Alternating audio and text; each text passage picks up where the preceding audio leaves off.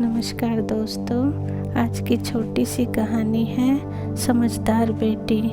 बहुत समय पहले की बात है। किसी गांव में एक किसान रहता था। उस किसान की एक बहुत ही सुंदर बेटी थी। दुर्भाग्यवश उस किसान ने गांव के जमींदार से बहुत सारा धन उधार लिया था। जमींदार बूढ़ा और कुरूप था।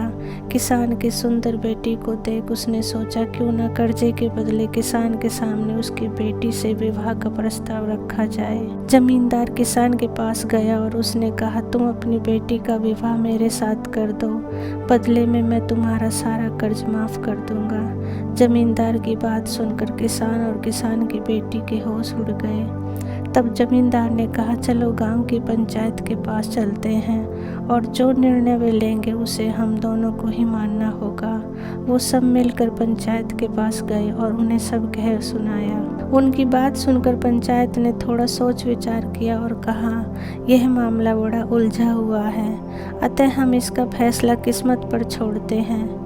जमींदार सामने पड़े सफ़ेद और काले पत्थरों के ढेर से एक काला और एक सफ़ेद पत्थर उठाकर एक थैले में रख देगा। फिर लड़की बिना देखे उस थैले में से एक पत्थर उठाएगी और उस आधार पर उसके पास 3 विकल्प होंगे। पहला, अगर वो काला पत्थर उठाती है तो उसे जमींदार से शादी करनी पड़ेगी और उसके पिता का कर्ज माफ़ कर दिया जाएगा। दूसरा, अगर वह सफ़ेद पत्थर उठाती है तो उसे जमींदार से शादी नहीं करनी पड़ेगी और उसके पिता का कर्ज भी माफ़ कर दिया जाएगा। और तीसरा, अगर लड़की पत्थर उठाने से मना करती है तो उसके पिता को जेल भेज दिया जाएगा। पंचायत के आदेश अनुसार जमींदार झुका और उसने 2 पत्थर उठा लिए। जब वो पत्थर उठा रहा था तब तेज आंखों वाली किसान की बेटी ने देखा उस जमींदार ने दोनों काले पत्थर ही उठाए हैं और उन्हें थैले में डाल दिया।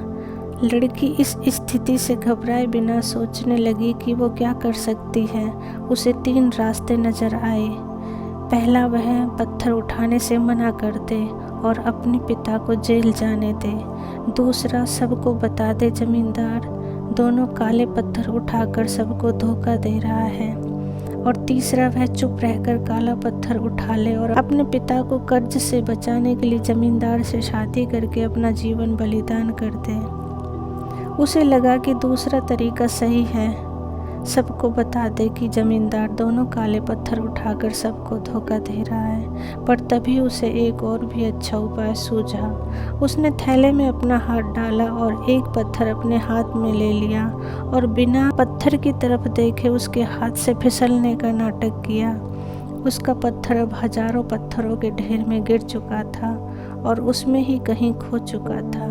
लड़की ने कहा, हे भगवान, मैं कितनी फूहड़ हूँ, लेकिन कोई बात नहीं, आप लोग थैले के अंदर देख लीजिए कि कौन से रंग का पत्थर बचा है।